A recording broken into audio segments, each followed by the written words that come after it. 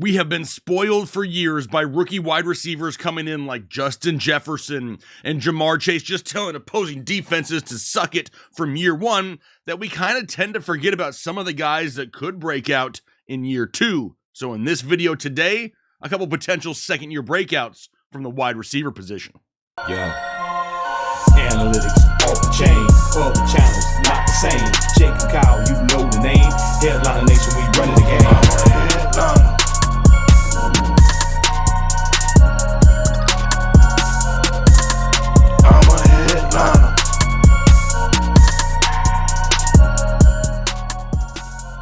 What is going on, Headliner Nation? Jake, Fantasy Headliners. Hopefully everybody's doing well out there today, where we're talking about a few wide receivers that potentially could break out here in 2022 fantasy football. I got 4 names we're going to go pretty deep on. Plus, I got a couple nuggets. You guys really enjoyed the one nugget in the running back video. Well, I got 3 nuggets here in the wide receiver video because that's how I roll. However, when it comes to the wide receiver position here in fantasy football, we have been spoiled. And I don't just mean like you and me. I'm talking about everybody collectively has been like 165% spoiled when it comes to rookie wide receivers. They're entering the league now almost every single year, and they're just mushroom stamping all their defenders. It's just like all over the place, right?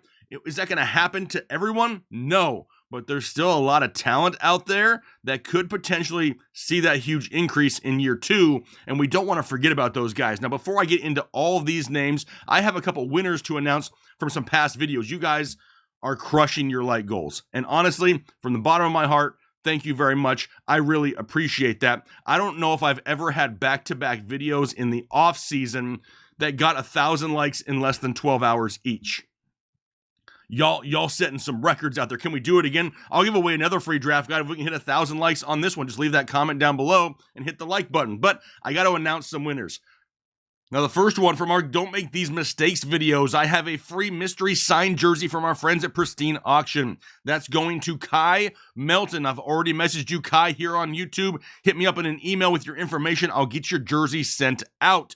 Also, have a draft guide to give away from that same exact video. I was feeling spicy 2 days ago. That's going to Javier Canet. Awesome, Javier. Appreciate your support here. You're going to be getting a free 2022 draft guide. I also messaged you on YouTube as well. And then from yesterday's videos, the second-year breakouts for running backs, Land Destroy 741 was randomly selected to win that draft guide. Congratulations to everybody. Looking forward to getting that stuff sent out. But like I said, we'll continue to give things away all off-season, all regular season. That's what we do. That's why we're partnered with Pristine Auction, to continue to give you guys things all year long. Appreciate the support. But now let's dive into some information. And I'd like to say that, I want to talk about Jamar Chase and Jalen Waddle.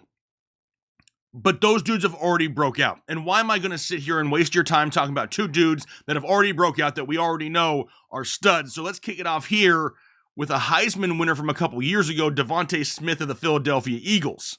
Now, do I hate Devonta Smith? No, absolutely not. Super talented. May have tweeted about the lack of quad size last year, but that's for a different time, different place. Am I a Jalen Hurts hater? No, I'm not. But the last thing that Devonta Smith needed was the Philadelphia Eagles to add an alpha wide receiver to this roster. Just last year, he only finished 32nd among all wide receivers with 103 targets. We needed more targets. Is he going to get that now? Well, Philadelphia didn't really lose anyone to open up a bunch of available targets, and now they've added A.J. Brown, and those targets have to come from somewhere. That's going to hurt Devonta Smith in the long run. He was basically just used as a deep threat in 2021. Anyway, he finished 9th among all wide receivers in the NFL with 26 deep targets down the field and 12th in air yards with 1,487. They were going deep down the field to Devonta Smith quite regularly.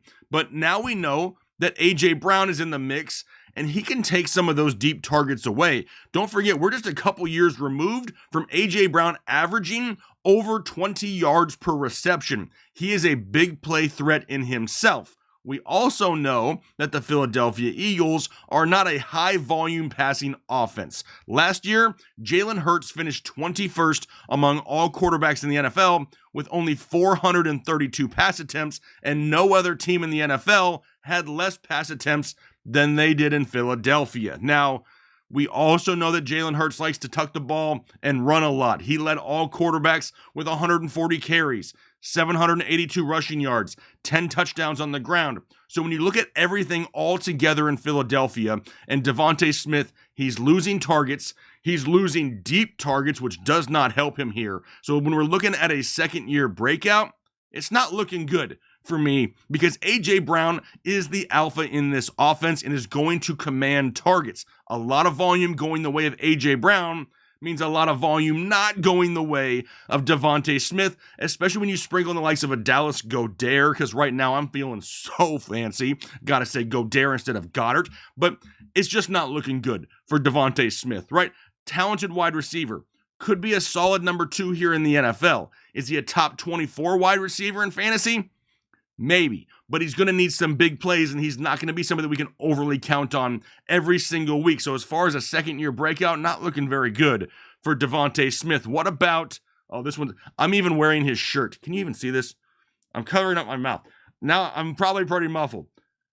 It's all about Rashod Bateman of the Baltimore Ravens here next. But I think it's time we give Rashod Bateman a nickname, right? We're really good at giving nicknames around here. We came up with Bobby Trees a couple years ago, and now everybody and their mother uses it. Do we get any credit for it? No, but the OGs here on the channel, they know where it came from. How about we go with Master Bateman here of the Baltimore Ravens, and it's time that he's going to get his shot. The Ravens have 196 vacated targets from 2021. Hollywood Brown, gone, now in Arizona. Sammy Watkins, gone, now in Green Bay. That leaves the Baltimore wide receiver depth chart as Rashod Bateman, James Prochet, and Devin Duvernay. Now, no disrespect. James Prochet, Devin Duvernay, I actually like those guys a lot, but they're complementary wide receivers. They're not, alpha wide receivers like we're going to see from Rashod Bateman. He is a deep ball threat that can win the 50-50 ball, and that's exactly what this offense needs. I mean, it's kind of almost too simple, right? A lot of people talking about Rashod Bateman. All the pieces are there for him to have a very successful season, but we can say there's no for sure thing in fantasy football, ever. But when we look for players with opportunity, Rashod Bateman has everything we're looking for. You add in the fact that as of right now, he's sitting around wide receiver 28 in the 6th round. You don't even have to worry about much risk on draft day. The second-year breakout is primed to happen for Rashod Bateman. I am buying Rashod Bateman this year, and I will own a lot of him in 2022. It looks too good to be true. Sometimes we want to overthink things in fantasy football. Sometimes we want to overanalyze. Sometimes you just got to look what the situation is, and it looks pretty damn good. Rashod Bateman in line for that second-year breakout. What about somebody from the New York Jets, Elijah Moore? Now, I really feel like a lot of people have forgotten about Elijah Moore, especially since they went out and drafted Garrett Wilson in this past NFL draft. Now, adding Wilson isn't ideal for Elijah Moore, but it may not hurt as much as you think. Elijah Moore really began to excel prior to his quad injury that ended his season in 2021. Over his last 6 games played, he averaged over 15 fantasy points per game, had 6+ targets in each of those games, and had touchdowns in 4 of the 6. But now what I like is we could see him getting back into the slot a little bit more, which I love.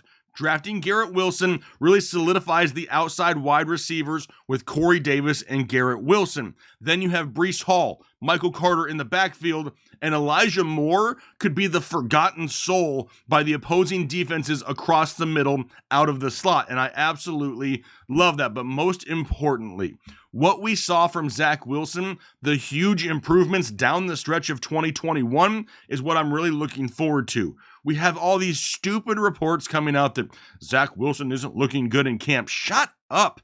Quit believing all that stupid clickbait. If you actually go watch some of the film from their OTAs, Zach Wilson is looking pretty dang good. And when you see these mistakes, I have to remind you of this. The whole purpose of OTAs, mini camps, training camps is to really try to figure out what you can get away with, what you can't, try new things in your motion, in your drop back, whatever it may be.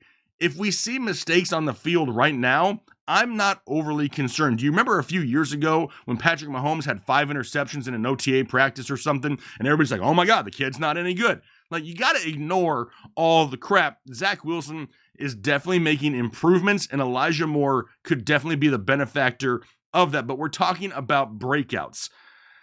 Is Elijah Moore going to be a breakout? Maybe, but it's going to be on a lower scale. Do I think he outperforms his ADP of wide receiver 32? I do. Am I going to reach for him in drafts because I think he drastically outperforms his ADP? No, I'm really done. I'm not thinking that. I'm not going to go overboard with Elijah Moore. If he's somebody that falls into my lap in the mid rounds, I'll consider it. The breakout, though, I don't know if there's enough passing offense overall in New York to solidify the Garrett Wilsons, the Elijah Moores, the Breece Halls, the Michael Carters. We haven't even talked about the 2 tight ends they brought in here this offseason either. There's a lot more options in New York than there has been with the Jets in the past. I love Elijah Moore. Am I overly excited about it? No. And for the second-year breakout, I'm going to temper expectations just a little bit. How about a guy in Detroit, Amon-Ra St. Brown? And this dude right here, he was the end of the season love of fantasy owners' lives, right? He absolutely dominated down the stretch of 2021. From week 13 on throughout the remainder of the season, Amon-Ra finished as wide receiver 2 overall in fantasy football. The only guy who scored more points than him at the position was Cooper Kupp. And maybe you're thinking, yeah, Jake, but Kupp probably outscored him by like 70. No, he was only 10 points ahead of Amon-Ra. That's how huge of an end of season run he had there for the Detroit Lions. That's crazy production. And people kind of want to see that, and they're going to assume he's going to pick up where he left off.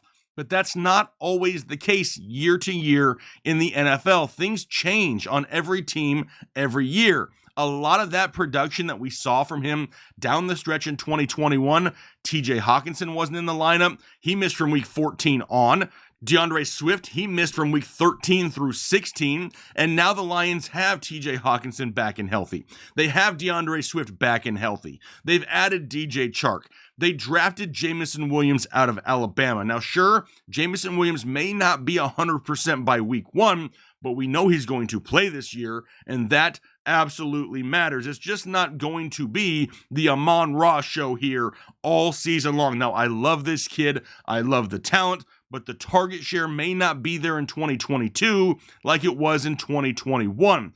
119 targets, 912 yards, 5 touchdowns, kind of seems like the ceiling for me. And that's what we saw last year from Amon-Ra. His end of season push just kind of boosted his price up to now up in the 6th round. In my opinion, I think the breakout came the end of 2021 and is not something to expect the entire season here in 2022. Love the talent. Just too many other options now where he's not going to be force-fed the ball. But now it's time we talk about some nugs, right? Everybody wants some bonus nuggets. I got 3 hot and fresh nugs coming your way right now. 3 of them right now. First one, Kadarius Toney of the New York Giants. Full disclosure, if Kadarius Toney was 100% healthy and on the field every single week, I would have a hard time not putting him inside my top 24. I love the talent of Kadarius Toney. What I don't love is he continues to miss time on the field. He doesn't always practice as hard as he probably should, and he has Daniel Jones throwing him the football. I do not want to risk anything with Kadarius Toney, but if I'm at the end of drafts, that's definitely a name to pay attention to. Rondale Moore, Arizona Cardinals. We know no DeAndre Hopkins will be there for the first 6 games of the season. That's going to leave, Marquise Hollywood Brown, AJ Green, Rondale Moore. This guy needs more work in Arizona. He is like a lightning bolt if they can figure out how to use him. The problem here, Cliff Kingsbury doesn't seem to find a way to use these small, fast, quick wide receivers consistently enough. They're always giving Rondale Moore the ball behind the line of scrimmage, and he's got to make 3, 4, 5 defenders miss in order to gain positive yardage. Find a way to get him the ball down the field in space. Dude could explode and help you beginning of the season. Nobody we're reaching for, but just a name to pay attention to late. And then lastly, it's Amari Rodgers, Green Bay Packers, and we know there's a lot of targets available in Green Bay, right? No Devontae Adams, no MVS there. Who are they throwing the ball to? Is it going to be Allen Lazard, Sammy Watkins, Randall Cobb, or Amari Rodgers? Now, Amari Rodgers has the potential to have a big season. We know that his style of play really fits what Aaron Rodgers needs in this offense. The problem is he just doesn't have the favor of Aaron Rodgers just yet. He's coming along a little bit more slowly. However, reports are coming out that he's in the best shape of his life in camp, and if he can make some things happen, Amari Rodgers could surprise a lot of people. Another guy I'm not reaching for in drafts, but at the end, if you need a name to take a stab at, Amari Rodgers may be the guy to stash on the bottom of your bench. But there's so much young talent at the wide receiver position. These are just a few of the names that we kind of see have that potential to break out here in their second year. Let me know what you think down below in the comment section. Plus, you got to hit that like button and leave that comment anyway so you're eligible for a free draft guide if we can hit 1,000 likes on this video. Hopefully, you guys are having a great week this week. Like I said, greatly appreciate all the support. Our draft guide is for sale right now if you're interested on our website, thefantasyheadliners.com. Available for pre-order. Looking to drop it in like 3 weeks, right around July 1st. So make sure you get your copy pre-order right now so you can dominate all things fantasy football in 2022. Looking forward to doing that. But for now, hopefully you guys have a great rest of your day, and I'll talk to you later.